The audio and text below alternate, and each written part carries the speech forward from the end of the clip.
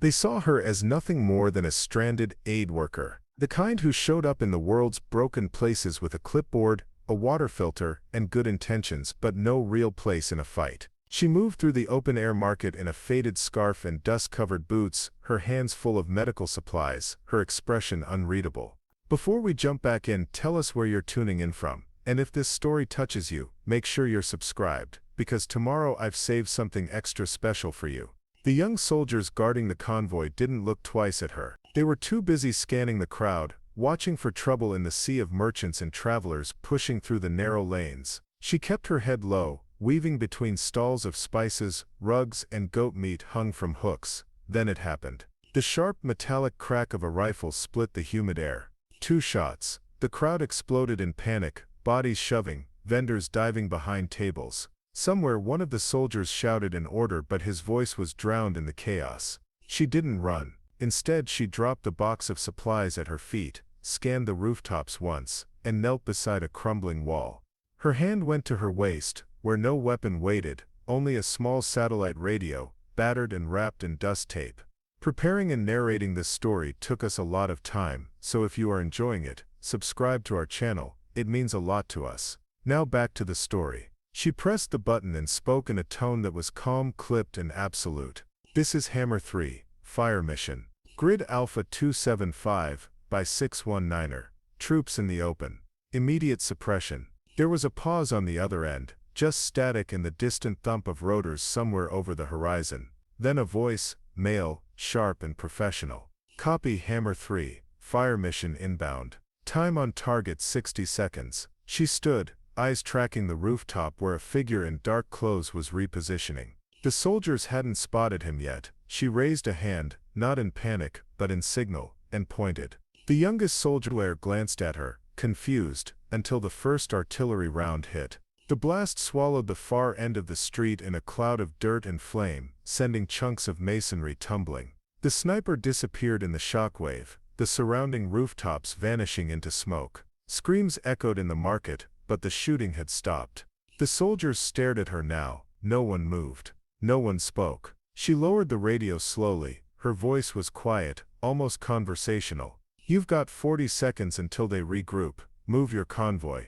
The convoy commander, a man who had ignored her all week, stepped forward, his face pale. Who the hell are you? She slipped the radio into her scarf, hoisted the box of supplies back into her arms, and started walking. Just a civilian, she said over her shoulder. Now move. None of them believed it anymore. The convoy rolled out of the market faster than it had arrived, tires grinding over loose stone and scattered debris. The acrid scent of smoke trailed them as the blast site disappeared in the haze behind. She walked alongside the lead vehicle, her scarf pulled high over her mouth, the box of medical supplies still balanced in her arms. Inside the cab, the convoy commander, Captain Rourke, was on the radio, barking orders to coordinate a new route. When his gaze flicked toward her through the dusty glass, his expression was a mix of confusion and something sharper, suspicion.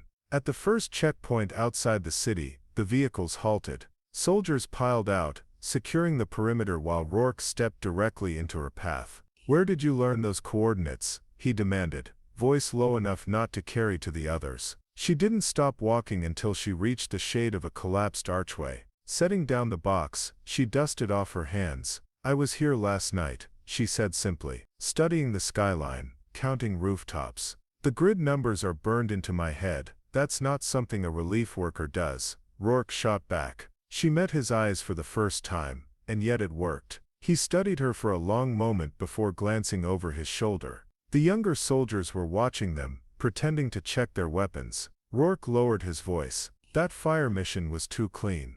The artillery doesn't get that precise without someone who knows how to feed them exact corrections. She tilted her head slightly. Maybe I got lucky. Bull, he said flatly. You've worn the uniform before. Her silence was answer enough. But before Rourke could press further, a distant crack of gunfire rolled across the desert air, 3 sharp pops, then a pause, then 2 more. It wasn't random, it was a signal. Rourke's radio crackled to life. Recon unit reports enemy reinforcements approaching from the east. Armored trucks, maybe 15 clicks out. The captain swore under his breath, then looked back at her. You've been on this ground longer than we have. Best guess where they'll try to cut us off." She knelt, grabbed a stick from the dirt, and started sketching in the dust. "Here," she said, drawing a narrow pass between two ridges. "They'll use the high ground to pin you down while the main force hits from behind." Rourke stared at the crude map. "Why should I believe you?" She stood, brushing dirt from her hands. "You don't have to. But if you want to make it back to base with all your people, you'll take the west road and double your speed."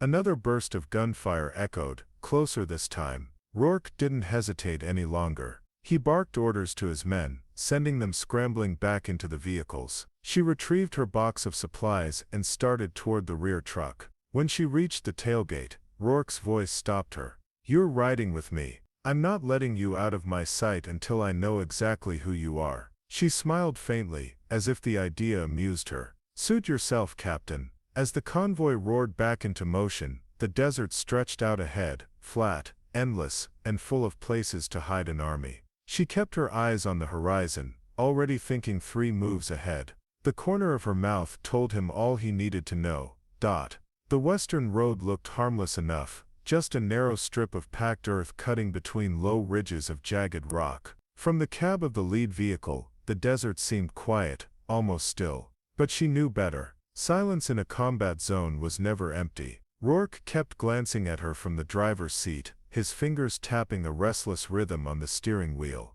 "You seem awfully calm," he muttered. She scanned the ridges through the dusty glass. "I'm watching for movement. The sun's behind us, they'll be using the glare to hide their approach." His radio crackled again. "Bravo team to convoy. Picking up possible heat signatures on the high ground. Advise caution." Rourke swore under his breath and grabbed the handset. "Bravo, hold your position and keep eyes up. We'll push through at speed." She leaned forward slightly. "They're already there. If you accelerate now, you'll roll right into their crossfire." He shot her a look. "You suggesting we stop?" "I'm suggesting," she said, her voice steady, "that we draw them into revealing their positions before we commit to the pass." He hesitated, then lifted the radio. "All units slow to 15 clicks. Keep turrets trained on the ridges." The convoy crawled forward, engines rumbling low. For a moment, nothing happened, just the heat shimmering off the rocks. Then the first shot rang out, ricocheting off the lead truck's hood. More followed, coming from both ridges at once. Rourke slammed the accelerator, the truck lurching forward. The rest of the convoy followed suit, dust clouds boiling up behind them. She twisted in her seat, eyes tracking the muzzle flashes. "They're too spread out," she said quickly. "They can't cover the whole convoy. Order your gunners to focus on the south ridge, they'll fold faster." Rourke relayed the order, and within seconds, the convoy's heavy machine guns were hammering the southern slope. Enemy silhouettes scrambled for cover, their return fire breaking apart.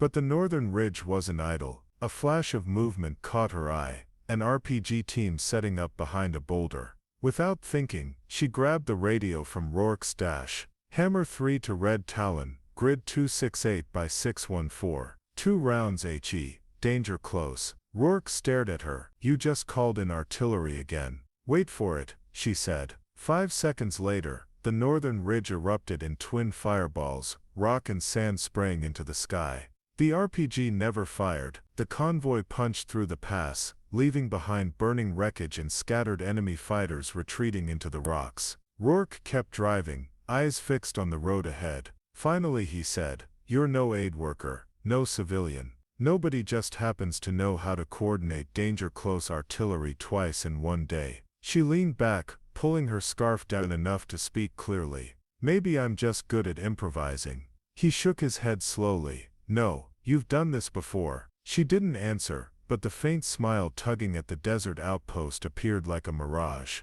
A scatter of low concrete buildings surrounded by sandbag walls, comms towers, and the metallic glint of solar panels baking in the sun. Dust coated everything, turning the place into a palette of pale browns and blinding whites. The convoy rolled through the outer gate, greeted by a handful of weary soldiers manning the perimeter. Rourke pulled the lead truck to a stop near the Central Operations Building. Engines cut off. The sudden silence felt almost heavy. She climbed down from the passenger side, the box of medical supplies still in her grip.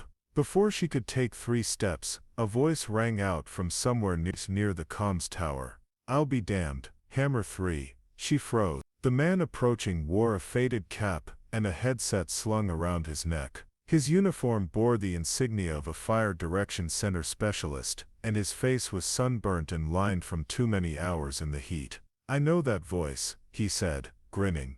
"You called in strikes for us in Fallujah, didn't you? Hammer 3, the one who could walk artillery in like threading a needle." Rourke looked between them, eyebrows lifting. She kept her expression neutral. "You must be mistaken," she said lightly. The man chuckled. "Not a chance. I'd recognize that cadence anywhere. You're the one who took out that mortar crew less than 30 meters from friendlies. Command still talks about it." A few nearby soldiers had stopped what they were doing, listening. Rourke's eyes narrowed, 100 questions forming behind them. She shifted the box to her other arm. "I'm just here to get these supplies delivered," she said. "Everything else is ancient history." But the specialist didn't let it drop. "History or not, you saved a lot of lives. And you're not a civilian. Nobody calls a fire mission that perfect without wearing the patch." Her jaw tightened. The attention was dangerous, not just for her, but for everyone here. Too many ears, too many radios. Word could travel fast, and she wasn't ready for that kind of exposure. Rourke stepped closer, his voice low. "You're going to tell me the truth. And you're going to tell me now." Before she could answer, a sharp alarm wailed from the tower. One of the perimeter soldiers shouted down from the wall, "Contact, multiple vehicles inbound from the east." Rourke's head snapped toward the gate. Dust plumes rose on the horizon, moving fast. The base was about to be hit. The specialist grabbed his headset, already barking grid coordinates into the radio. Rourke glanced at her again, and this time, there was no doubt in his voice. "You're coming with me. If you're Hammer 3, we're going to need you."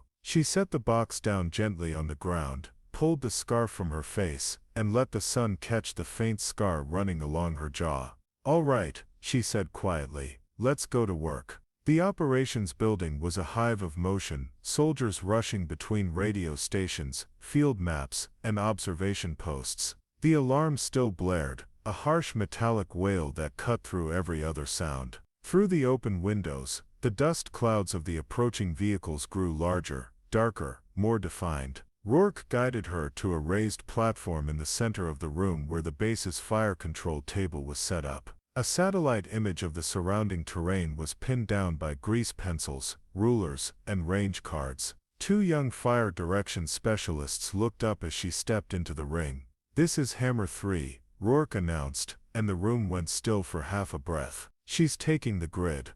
The younger of the 2 operators frowned.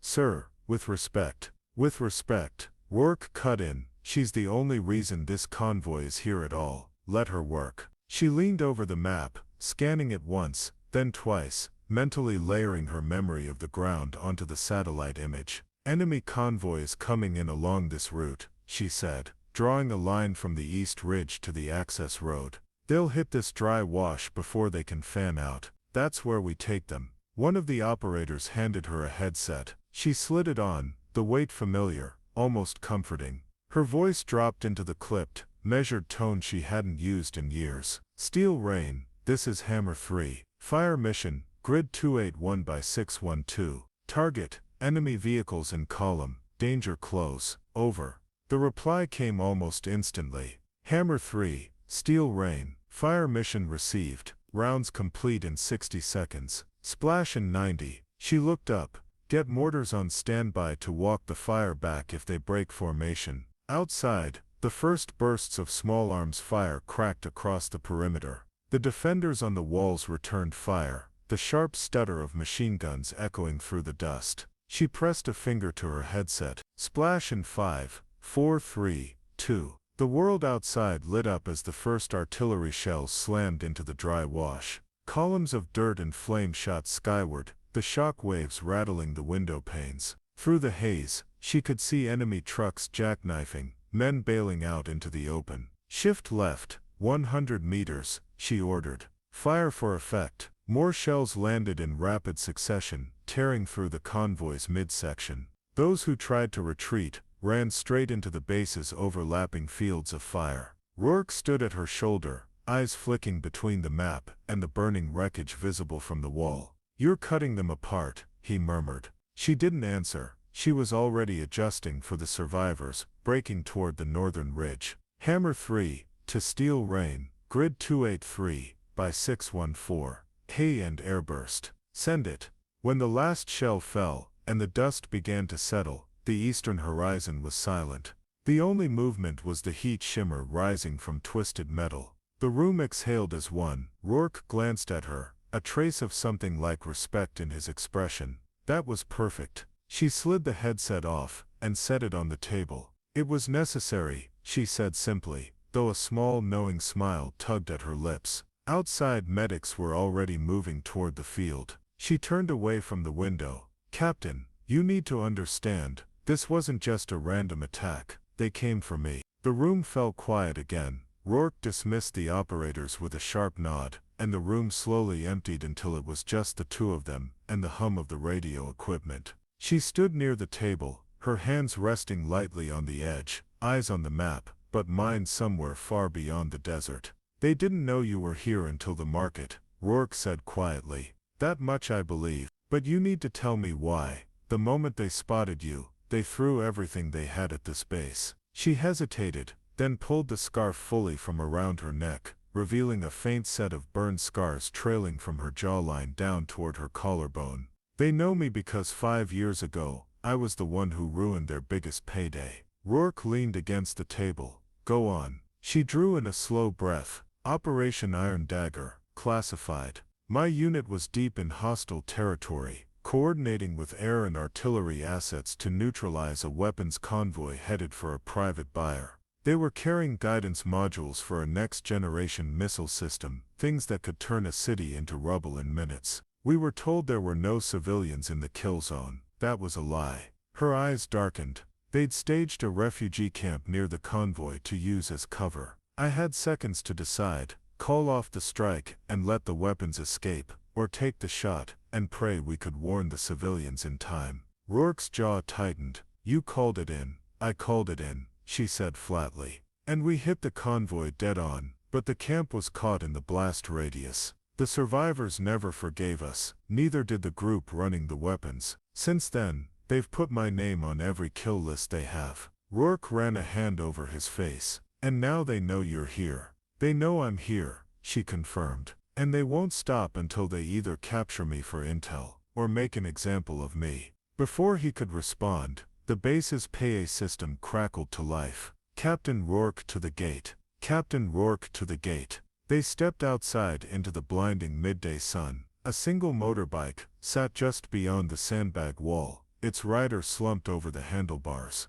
2 perimeter soldiers dragged the figure inside, laying them on the ground. It was a young local, blood soaking the front of his shirt. In his hand was a crumpled piece of paper. Rourke unfolded it carefully, revealing a hand-drawn map of the base and its defenses, every wall, every tower marked in precise detail. At the bottom in bold block letters was a message: "You can't hide her." She met Rourke's eyes. "They're probing. This isn't over." The desert transformed after sundown. The heat bled out of the ground, replaced by a chill that settled into the bones, and the wind carried whispers through the gaps in the sandbag walls. Floodlights bathed the perimeter in harsh white, but beyond them was nothing but shadow. She walked the line with a borrowed rifle slung over her shoulder. Every soldier she passed greeted her with a nod, not just because of what she'd done earlier, but because now, every man and woman here understood she was a combat asset, not a liability. At 0200, she paused near Tower 3. From this angle, the eastern ridge was a black silhouette against the stars, jagged and still. Too still. She climbed the ladder 2 rungs at a time, joining the sentry at the top. "Anything?" she asked. "Nothing moving," the sentry replied, scanning with night vision goggles. But there was a hitch in his voice, the kind that came from knowing something felt wrong without being able to see it. She borrowed the goggles, sweeping the ridge slowly. At first, nothing, just rock and scrub. Then a flicker, a faint glint, there and gone, low to the ground. "Down," she hissed, yanking the sentry with her. A suppressed shot thudded into the sandbag wall, where their heads had been. She was on the radio instantly. All towers contact East Ridge. Multiple shooters, suppressed weapons, eyes open, flares ready. The perimeter erupted in movement. Rourke's voice came over the net, crisp and controlled. Light it up. A flare burst into the sky, turning night into day for a brief, blinding moment. In that light she saw them, dark-clad figures belly crawling toward the base, rifles slung across their backs. Not amateurs. These were infiltration teams, the kind you sent when you wanted something, or someone, taken alive. She raised her rifle and squeezed off 2 clean shots. One figure crumpled. The others scattered, trying to use the rocks for cover. Machine guns from towers 1 and 4 opened up, stitching the ground with fire. The attackers returned it, but their focus was on the gaps in the wall, where they might breach before the defenders could react. She keyed her mic. Rourke, they're probing the north corner. If they get through there, they'll hit the barracks before we can intercept. Understood, came the reply. Can you hold them? She glanced at the sentry beside her, who was already reloading. We'll hold them. For the next 10 minutes, the fight was a blur of muzzle flashes, shouted orders, and the metallic sting of gunpowder in the cold air. Every time the attackers tried to push forward, they were met with coordinated bursts that cut them down. Still, more came. Finally, the sound of distant engines rumbled from beyond the ridge. The infiltrators broke contact, melting back into the darkness as quickly as they'd appeared. By the time the next flare went up, the ridge was empty. She lowered her rifle, breathing hard. They weren't here to win, she said aloud. They were here to measure us. Rourke arrived a few minutes later, scanning the ridge through binoculars. Then they know exactly how strong we are. And exactly where to hit us next, she replied.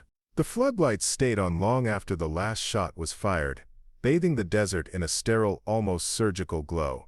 Patrols moved out cautiously beyond the wall, their boots crunching over gravel and shards of rock, searching for any sign of the attackers. Iding nisawad blue, idisit champions, warges, savabin, iding never. She moved with one of the patrol squads, the cold night air biting through her sleeves. 2 bodies had been recovered, both masked, both wearing gear stripped of any insignia. Professional work, no ID, no serial numbers, no way to link them back to any official force. One of the privates waved her over. Ma'am, you need to see this. He crouched beside one of the fallen infiltrators, prying something from the man's gloved fist. At first it looked like a small disc of blackened metal, no larger than a coin. But when she took it in her palm and turned it over, the etching caught the light, an angular symbol she hadn't seen in years. Her stomach sank. It was a hawk, stylized and sharp, clutching 3 arrows.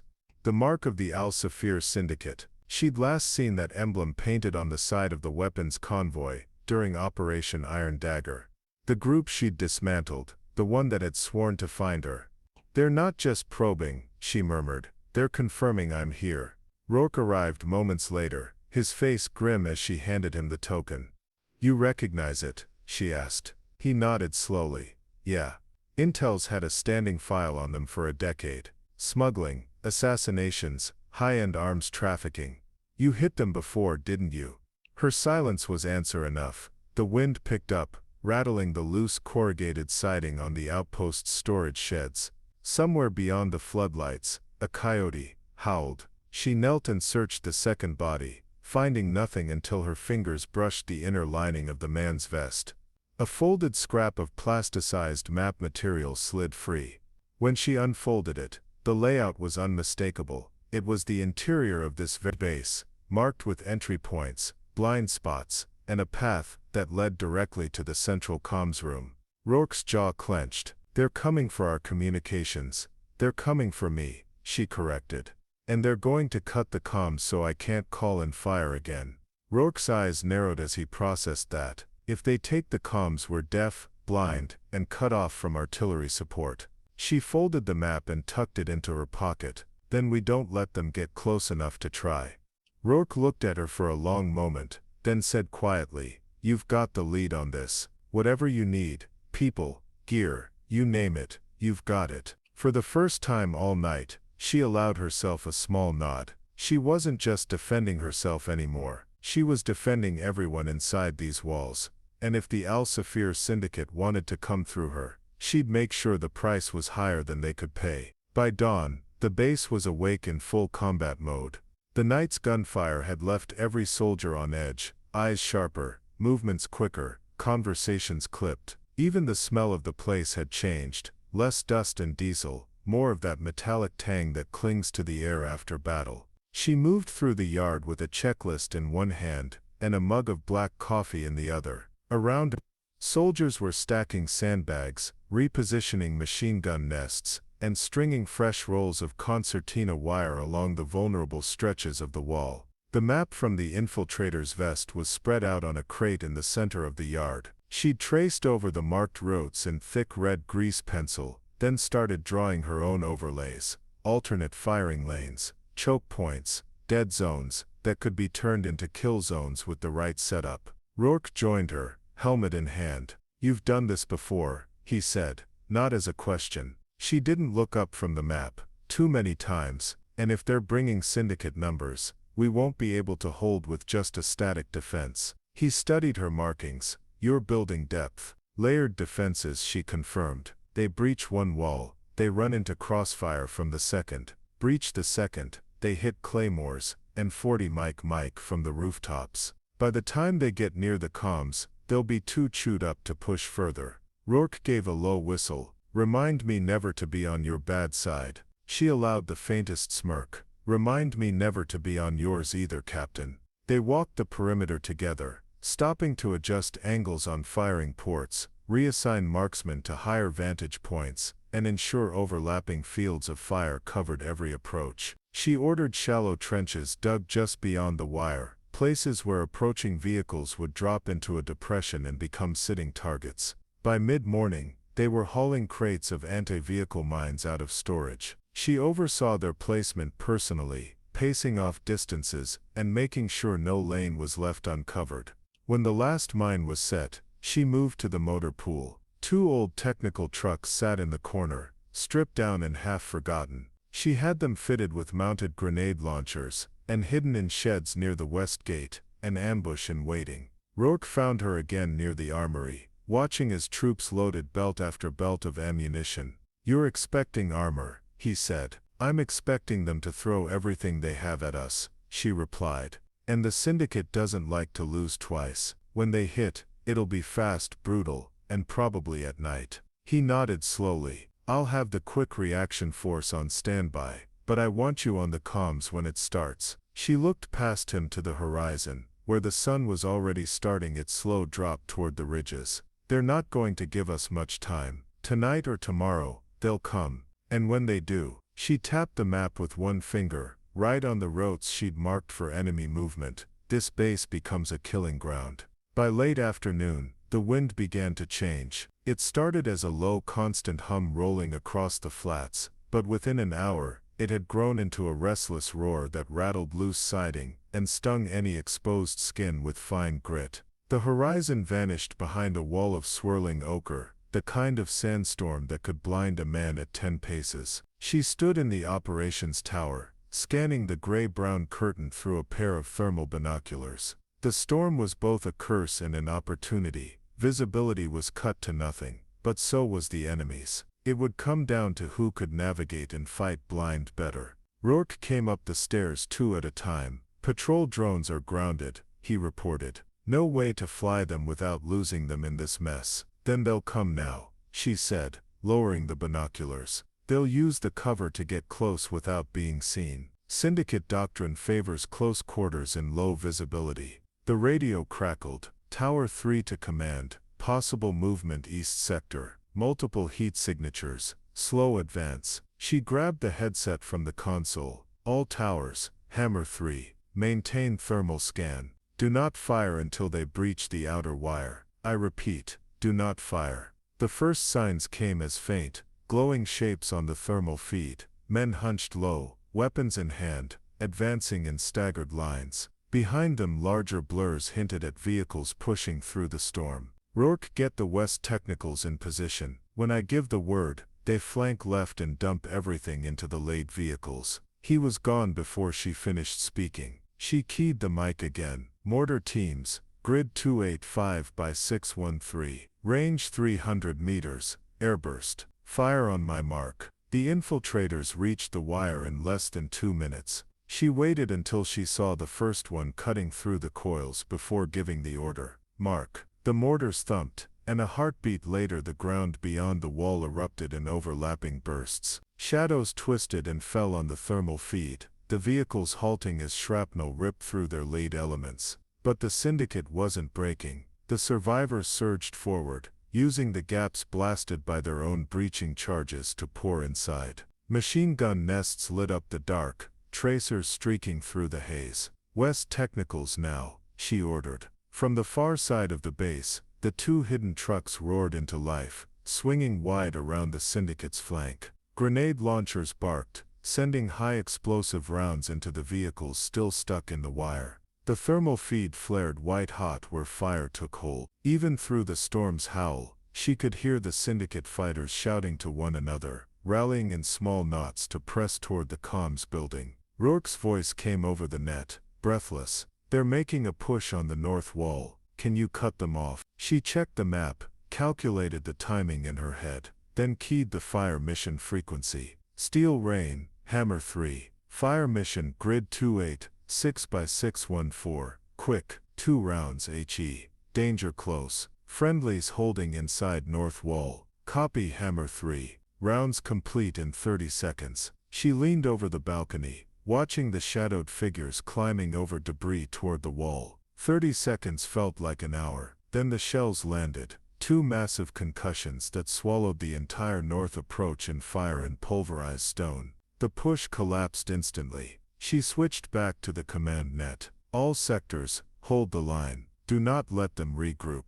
Through the grit and chaos, she could feel the shift momentum swinging back toward the defenders. But she also knew the syndicate wasn't done. This was just the opening play. The first wave had broken, but the storm raged on, turning the air into a swirling, suffocating cloud of grit. Every breath tasted of sand. The floodlights barely cut more than 20 meters into the haze, leaving the rest of the base in shifting shadows. She was halfway down the comms building stairwell, when the crackle of gunfire erupted from inside the perimeter. Too close. Not from the walls, from within. The radio flared with overlapping voices. Contact inside. Repeat. Contact inside the wire. Sector Bravo. Comms building breached. Multiple hostiles. She didn't wait for Rourke's order. Rounding the corner, she saw them. 3 syndicate fighters in black tactical gear pouring through a side entrance, cutting down 2 defenders with short, precise bursts. The defenders hadn't even turned before they fell. She brought her rifle up, firing twice in quick succession. 1 man dropped, the others diving for cover behind a parked generator. Bullets chewed into the wall beside her, spitting concrete chips into her cheek. 2 down, more incoming from the east barracks. A voice shouted over the net. She moved fast, crossing the open ground in a low sprint. Sliding behind a crate, she popped up just enough to catch one of the syndicate fighters, leaning out to fire. Her shot took him through the shoulder, spinning him back into the generator. The third came at her from the flank, too close for the rifle. She dropped it instantly, stepping inside his swing, grabbing his arm and twisting hard until the rifle clattered to the ground. Her knee came up into his stomach, folding him, and she drove an elbow into the side of his helmet. He went down, groaning. She grabbed his weapon, flipped the selector to burst, and swept the area for more. From inside the comms building, the sound of a door crashing open echoed, followed by heavy boots on the stairs. 2 more syndicate fighters appeared, one carrying a satchel charge, the other covering him with a short-barrel carbine. She didn't think she moved. Her first burst dropped the rifleman, the second ripped the satchel carrier's leg out from under him. The explosive slid across the floor. Satchel secured, she called over the radio, already hauling the wounded man away from the charge. She stripped the detonator from his vest, and tossed it into the darkness. Rourke's voice cut in. Multiple breaches at once. They're trying to split us. They won't split me, she said, checking the hull. I'm holding comms. Get the rest of your people on the barracks. For the next 5 minutes, the fight was a blur of shifting angles, short bursts, and the pounding in her ears as adrenaline burned through her system. Every time a syndicate fighter pushed into the comms building's entrance, she was there to meet them, sometimes with rifle fire, sometimes with a knife, when the distance closed too fast. When the last body fell, she took a long, ragged breath. The storm still howled outside, but inside the comms room, it was quiet again. The radios were intact. The artillery link was still live.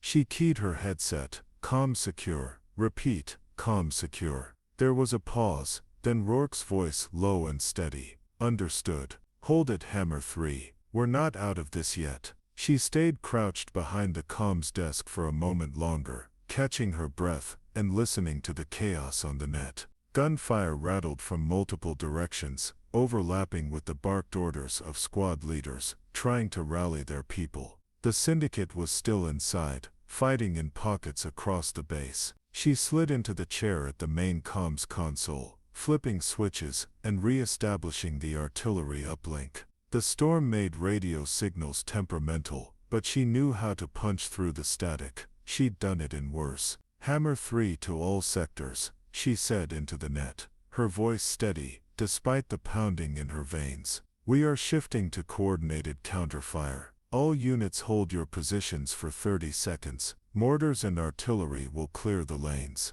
On another channel, she called in to Steel Rain. "Fire mission, multiple grids, targets marked by flare. Sequential fire, east to west walk the line. Danger close, friendlies holding. Over. Copy, Hammer 3. Rounds outbound." She keyed the base net again. "Flares up on my mark. 3, 2, 1, mark." A series of bright red and green bursts shot into the night sky, casting the base in ghostly colors through the swirling sand. Seconds later, the first artillery shells came in, slamming into the syndicate positions just beyond the walls. Mortars followed, dropping closer, sweeping through the breach points and cutting down anyone trying to push deeper inside.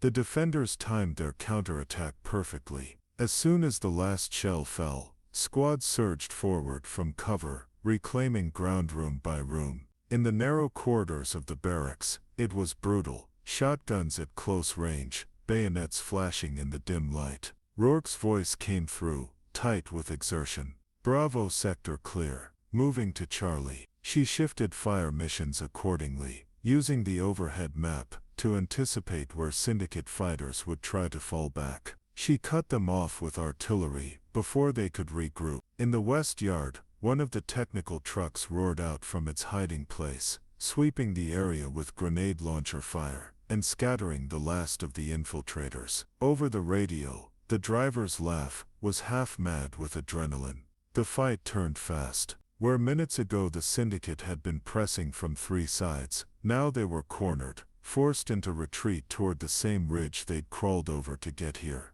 She picked up her rifle and stepped outside the comms building. Through the thinning sandstorm, she could see dark figures breaking away in 1s and 2s, some dragging the wounded. She considered ordering pursuit, but then thought better of it. "They'll be back," she said into the net, more to herself than anyone. But not tonight. Rourke arrived at her side, helmet askew, dirt streaking his face. "Hell of a fight," he said. "You just saved the space." She shook her head. "We bought time, that's all." And with the syndicate, time's just another way to measure the next hit. The wind began to die, the last of the storm drifting away into the desert night. For the first time in hours, the stars were visible again. She looked up at them, knowing they wouldn't see peace for long.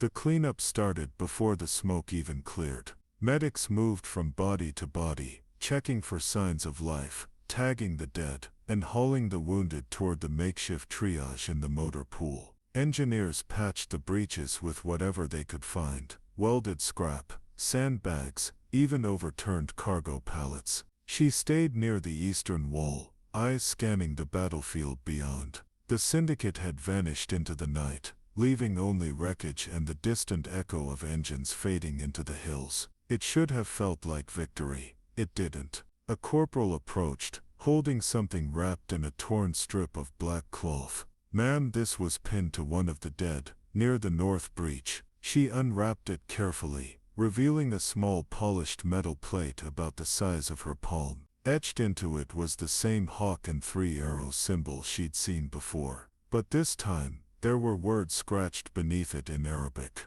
She didn't need a translator. Her time in Iron Dagger had taught her enough to read it. You owe us blood. We collect in the open. Rourke came up behind her, reading over her shoulder. They're challenging you. They're daring me, she corrected. They want me to know they're not done. And they want me to come to them. He frowned.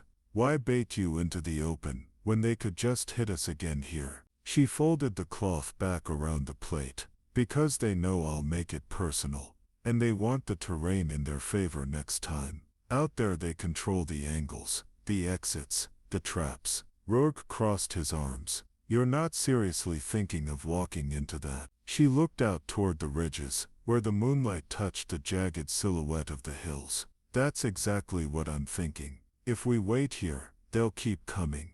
And next time, they might bring enough to flatten this place before we can get a single fire mission out. He studied her for a long moment. I can't order you to go, but if you do, you won't be going alone. A rare smile touched her lips. I wouldn't want to.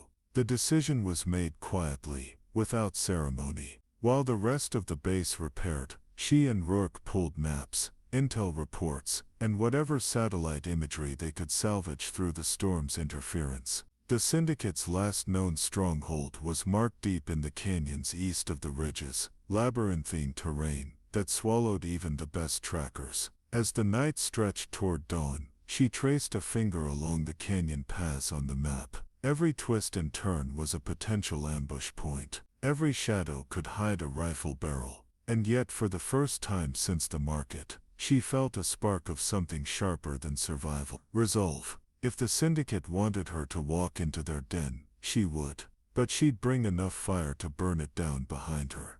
The base was quieter now, but it wasn't peace. It was the silence after a knife fight when both sides are still breathing hard and waiting for the next move. She knew they didn't have days to plan. The Syndicate would expect her, but if she moved before dawn tomorrow, she might catch them before they finished resetting their traps. She and Rourke worked through the roster in the cramped operations room, red pens circling names on the personnel board. They weren't looking for numbers.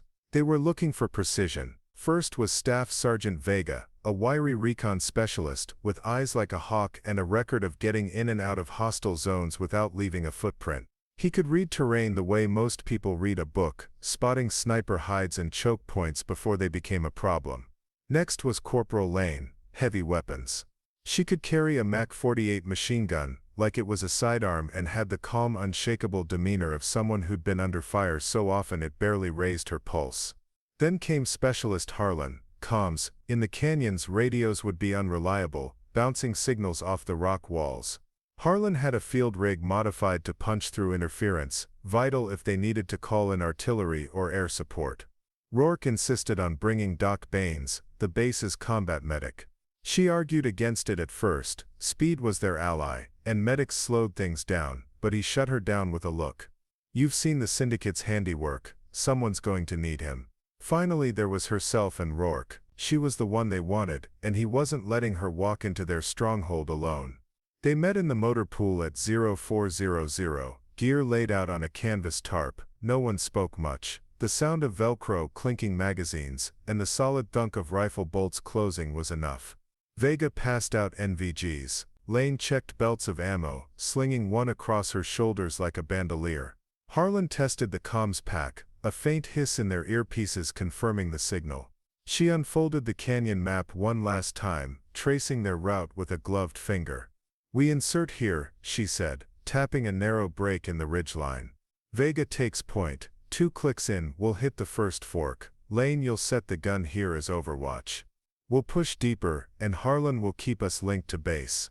Rourke's voice was low but steady. Our objective is simple. Identify the Syndicate command post, eliminate leadership, and cripple their ability to hit us again.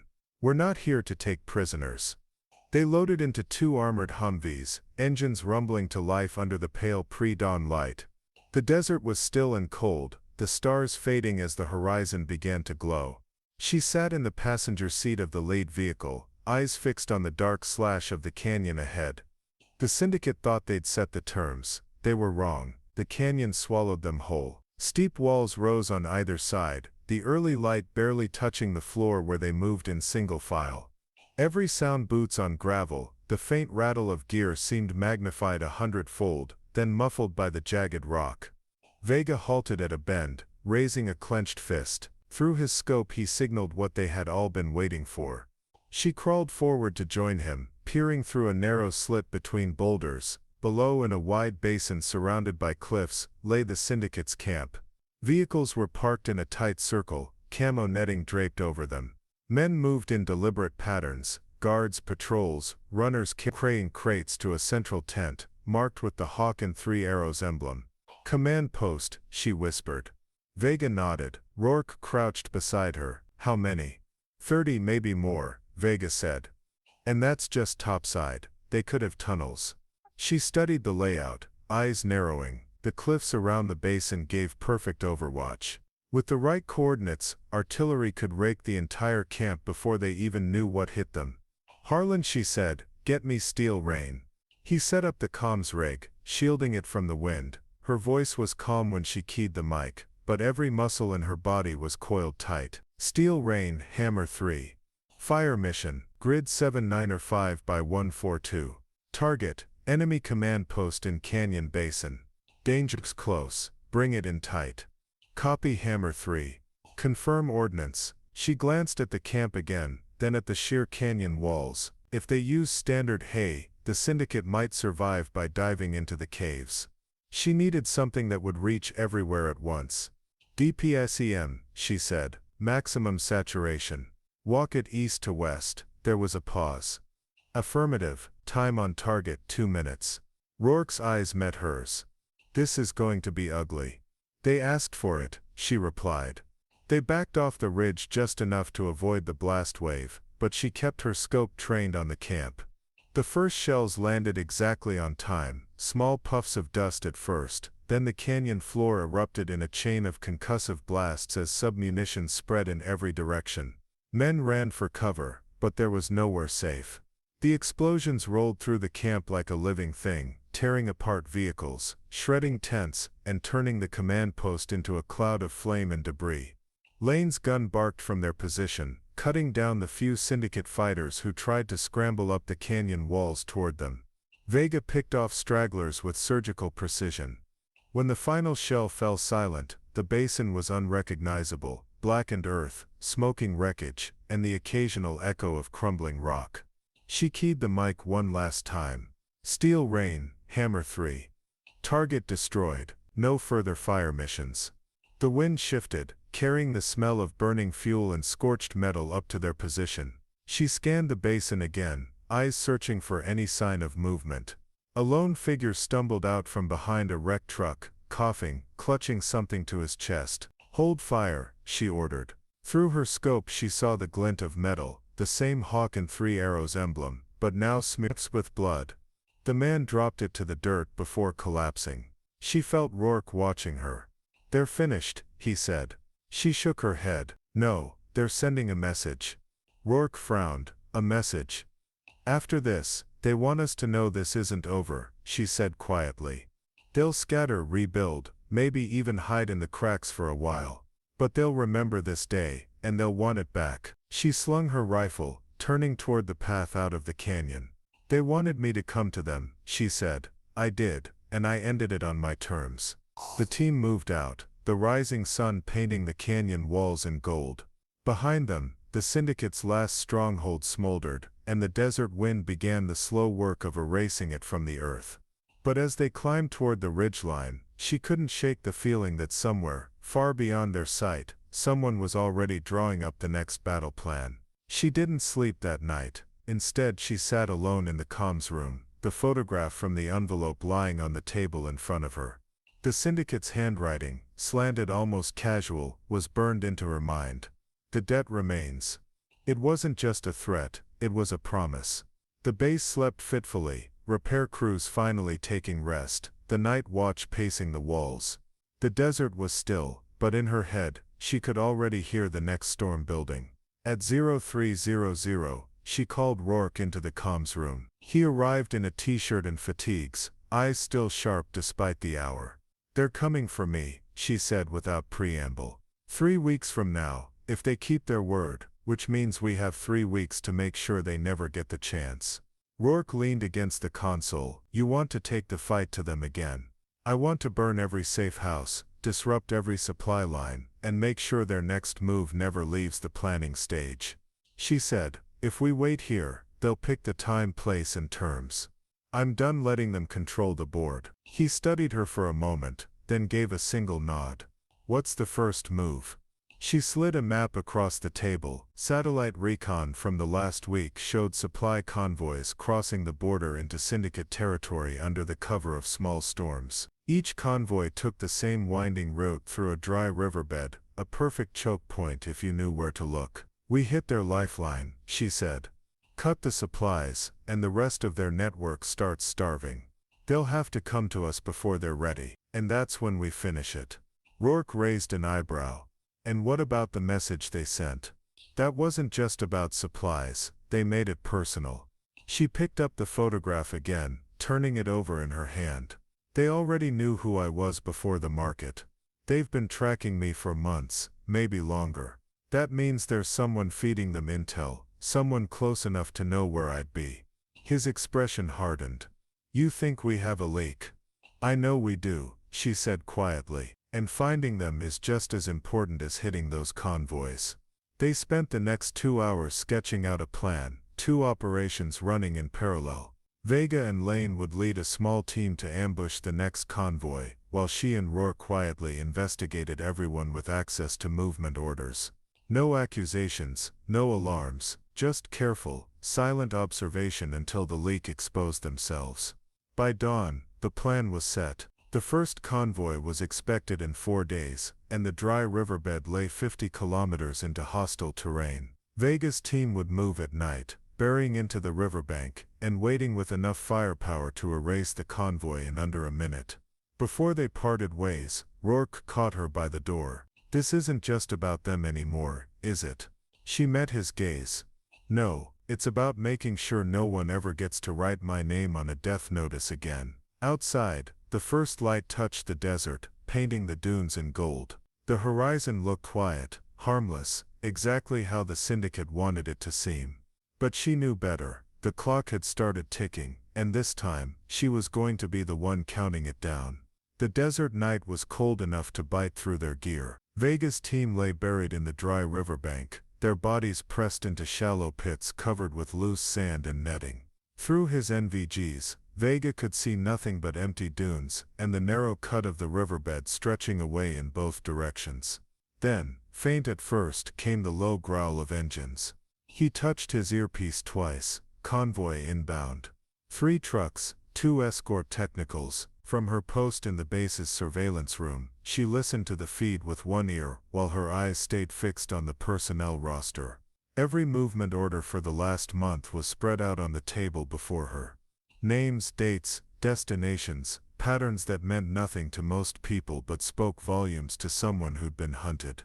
Down in the riverbed, Vega waited until the convoy was almost directly between his forward and rear gun teams. The first technical rolled into the kill zone. Execute, he said. The night exploded. An RPG from the rear team hit the lead technical, flipping it into the sand in a ball of fire. Machine gun fire shredded the second escort before it could swing around. The 3 trucks tried to reverse, but Lane's gun tore through their engines one by one. In less than 60 seconds, it was over.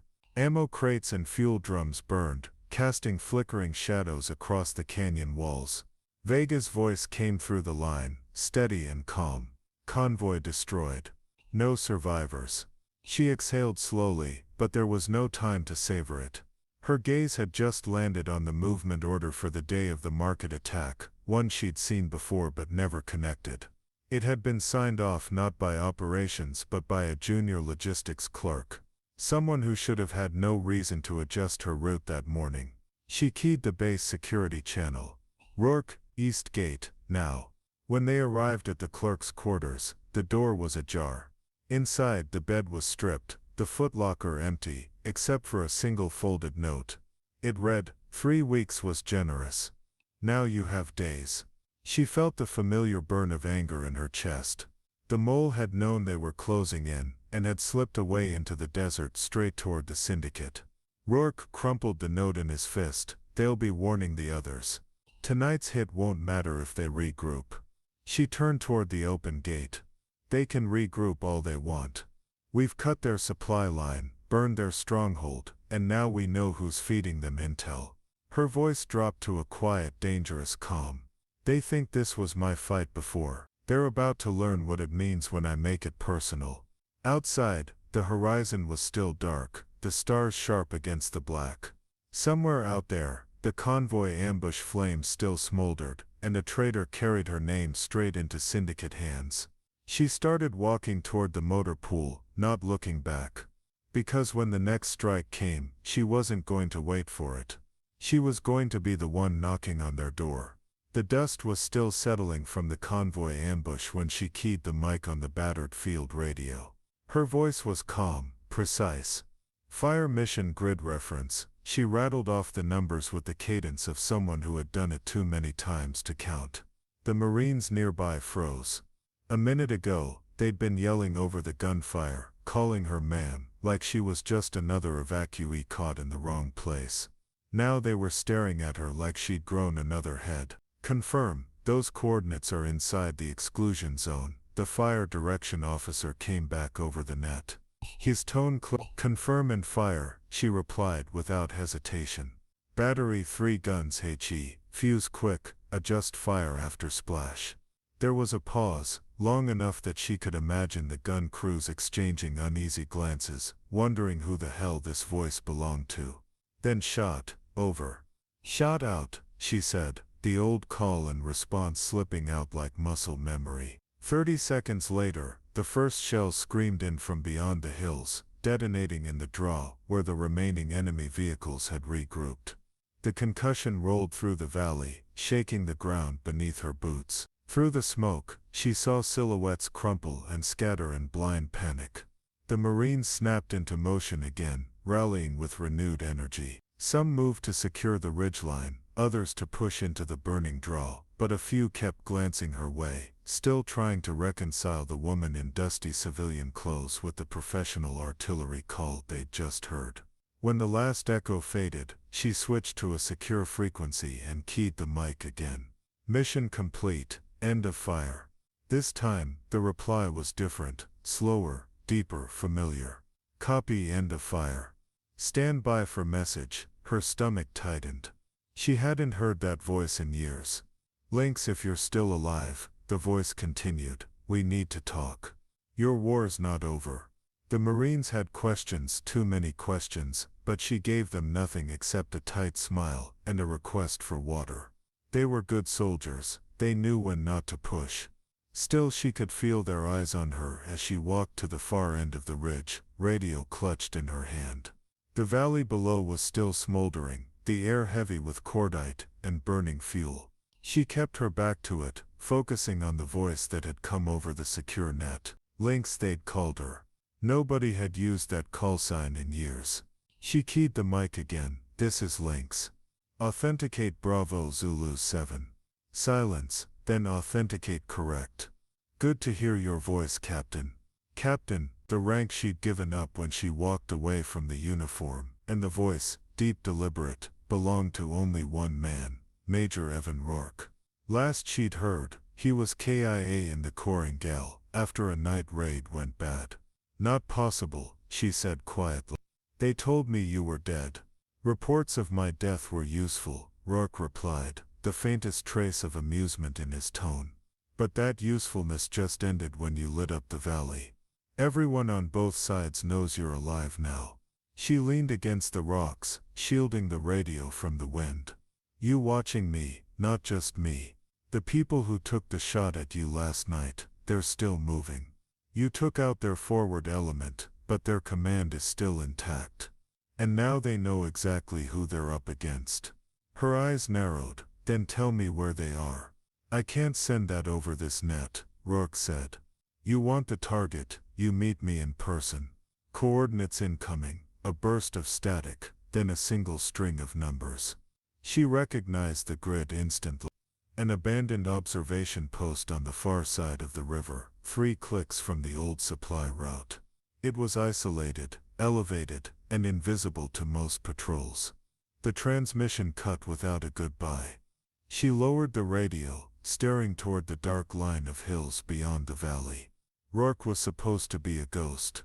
If he was alive, then everything she'd believed about that last mission was suspect. The Marines were regrouping, checking ammo, preparing to move. One of them, a young sergeant with a streak of mud on his cheek, approached. "Ma'am, our CO wants to know if you're coming with us or somewhere else." She slung the rifle over her shoulder. Somewhere else. And with that, she started toward the hills, the coordinates etched in her mind, and a familiar knot tightening in her gut.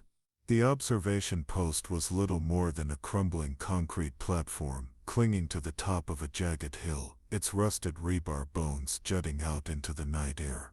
The climb was steep, the loose shale sliding under her boots, but she didn't slow. If Rourke had chosen this spot, it was because you could see anyone coming for miles, and that cut both ways. When she reached the top, he was already there. The years had marked him, more gray in his hair, deeper lines in his face, but the eyes were the same, calculating, steady, a mix of warmth and weariness. He stood with his hands in the pockets of a worn field jacket, the wind tugging at the edges. "Captain," he greeted, as if the last 5 years had been a weekend leave. "Major," she replied, keeping her tone neutral. "You've got a lot of explaining to do." He gave a small humorless smile. "I imagine I do, but first let me thank you for saving my people down there. That fire mission wasn't just perfect, it was surgical. You bought them time to regroup, and kept the enemy from pushing into the next valley." She crossed her arms, "and in the process I blew my cover to half the region."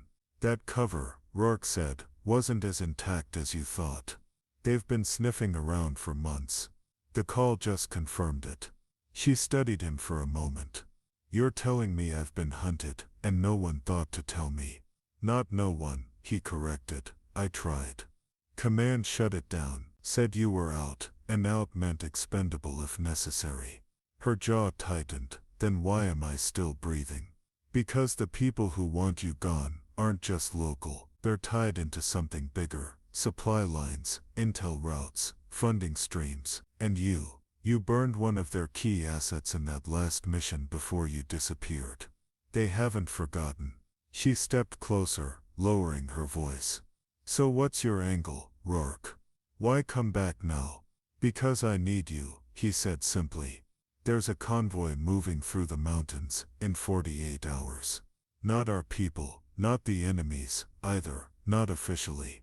They're transporting something that changes the game, and we can't let it reach the border. I don't have enough hands I trust to hit it clean. You're one of them." She let the silence hang, the wind hissing through the broken walls of the post. He wasn't lying, at least, not about the urgency. But she could feel there was more beneath it, something he wasn't saying. "Convoy mountains, 48 hours, she said finally. "You have a plan?" He nodded toward the far ridge, where the faintest glow of distant campfires flickered in the dark. "I've got eyes on them already. But we'll need to move fast and quiet, and we'll need a spotter who can call fire like it's second nature." Her lips curved into a thin smile. "You already know my answer." Rourke's expression didn't change, but there was a flicker in his eyes, something between relief and resolve. "Good, then let's get to work." She turned to look out over the valley, the coordinates for their new target already taking shape in her mind. The game had changed, but one thing hadn't. When the time came, her fire mission would be perfect. Before we jump back in, tell us where you're tuning in from, and if this story touches you, make sure you're subscribed, because tomorrow, I've saved something extra special for you.